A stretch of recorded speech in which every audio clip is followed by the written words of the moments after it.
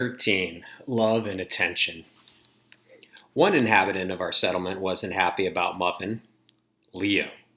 He prowled around Muffin's habitat like the mouse was a piece of chocolate cake that he couldn't wait to taste. After he almost knocked the habitat off the table in the rec room, we decided to move it somewhere with less cat traffic, the algae farm. Phineas was delighted to have the mouse there. He even made special peanut butter algae mouse treats.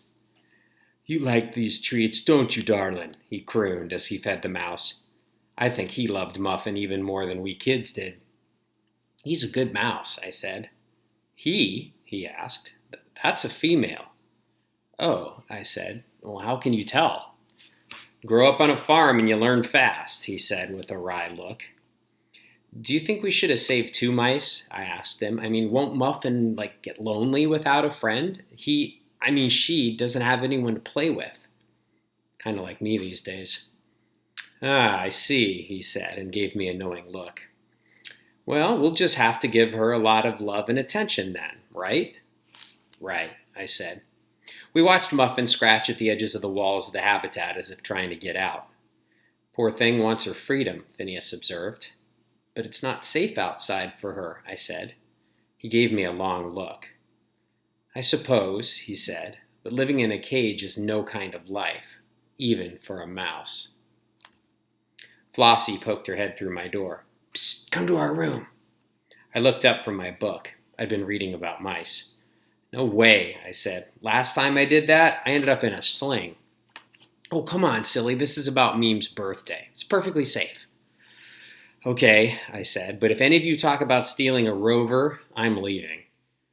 When I got to the older kid's room, she shut the door. Albie and Trey and Vera were already there. "It's Meme's birthday next week," Flossie said. "We're going to throw her a surprise party." "We are?" I asked. "Yes, I have figured it all out," she said, "and you're going to help." The next morning, I nosed around the shelves in Sai's workshop. We needed duct tape to hang the decorations on the walls, and Flossie figured I could grab a roll on my dust rounds. When I'd left the mess hall, Sai was still eating breakfast. The duct tape wasn't in the usual bin, so I started to dig around in the supplies. Finding where Sai had hidden it didn't take long. It was next to a box marked Sai, Personal. I was curious, so I opened it. The box was full of random things: a pirate hat, a folded piece of paper that said Je t'aime, a red t-shirt with the words "We did it," and a dry, crisp-looking plant. It was purple, and it looked like an earth flower. When I lifted it to my nose, it still held a faint perfume. And at the bottom of the box was some kind of award. First place award. First annual Mars Halloween party. Best costume, Psy. Country, USA. I heard footsteps coming down the hall, so I shoved everything into the box and pushed it back. Then I rushed to the wall where the filter was and pretended to empty the dust. Psy stopped short when he saw me. "Well, you got an early start today." I grinned. "Yep, already done." When I went to walk past him with my bucket, his hand came down on my shoulder. Luckily, it was my good one. "I don't recall giving you any duct tape," he said. "Oh, dust it." "What are you up to?" he asked. "Nothing," I said. He raised an eyebrow. "Belle?" "All right, we're throwing a surprise birthday party for Memes, and we need tape to hang the decorations," I said in a rush.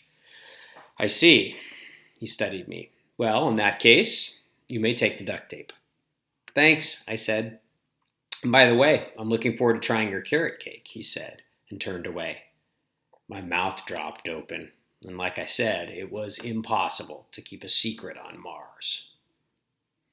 The night before Meme's birthday, I went up to Salty Bill as he was putting things away in the kitchen.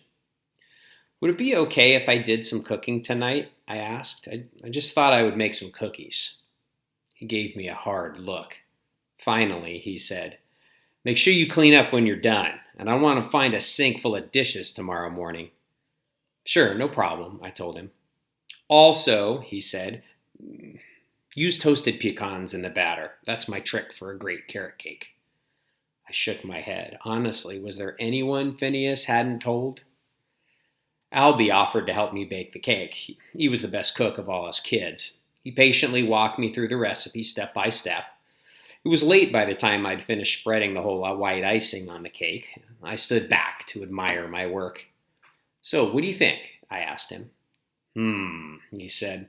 "What if we decorated the top with some more carrots? Stick them in the cake so they look like they're growing out of the icing?" "Ooh, that's a great idea," I said. "I'll go grab a few from the farm." "And I'll start cleaning up this mess," he said, looking at the pile of dirty bowls that we had used. "Okay," I said. Leo was sniffing and scratching at the door to the algae farm when I arrived.